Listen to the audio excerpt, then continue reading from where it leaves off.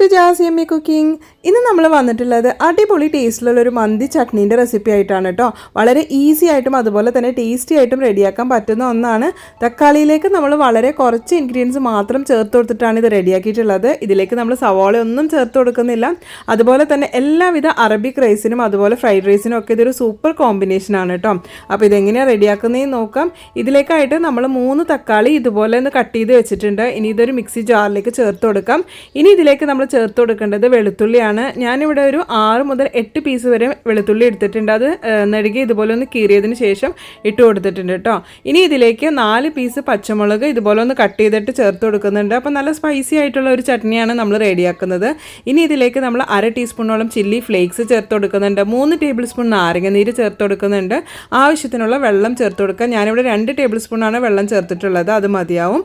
ഇനി ഇതിലേക്ക് ആവശ്യത്തിനുള്ള ഉപ്പും കൂടിയിട്ട് ചേർത്ത് കൊടുത്തിട്ട് നമ്മളിതൊന്ന് അടിച്ചെടുത്തിട്ട് വരാം. അപ്പോൾ ജസ്റ്റ് ഒരു 10 സെക്കൻഡ്സ് മാത്രം ഒന്ന് അടിച്ചെടുത്താൽ മതി. ബാക്കി ഒരു 3-4 പ്രാവശ്യം ആ വിപ്പ് ബട്ടൺ ഒന്ന് പ്രസ് ചെയ്ത് കൊടുത്തിട്ട് ഈ ഒരു കൺസിസ്റ്റൻസിയിലാണ് നമ്മൾ റെഡിയാക്കി എടുക്കേണ്ടത്.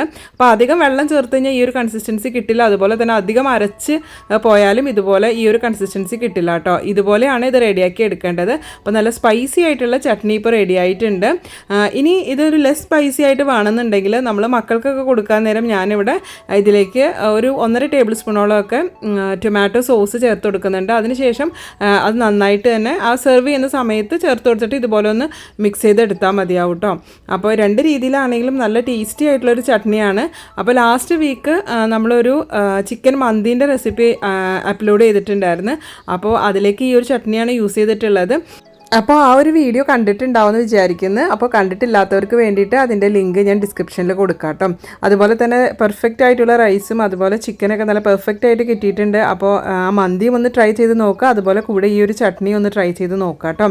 അപ്പോൾ നമ്മുടെ വീഡിയോസ് ആദ്യമായിട്ട് കാണുന്ന ആരെങ്കിലുമൊക്കെ ഉണ്ടെങ്കിൽ ഒന്ന് ചാനലൊന്ന് സബ്സ്ക്രൈബ് ചെയ്ത് സപ്പോർട്ട് ചെയ്യുക. അതുപോലെ തന്നെ വീഡിയോ കണ്ടതിന് ശേഷം ഇഷ്ടപ്പെട്ടാൽ ലൈക്ക് ചെയ്യാനും ഷെയർ ചെയ്യാനൊക്കെ മറക്കല്ലേ. ഇതുപോലെ എമ്മി റെസിപ്പീസുമായിട്ട് നമുക്ക് വീണ്ടും കാണാം. Thanks for watching.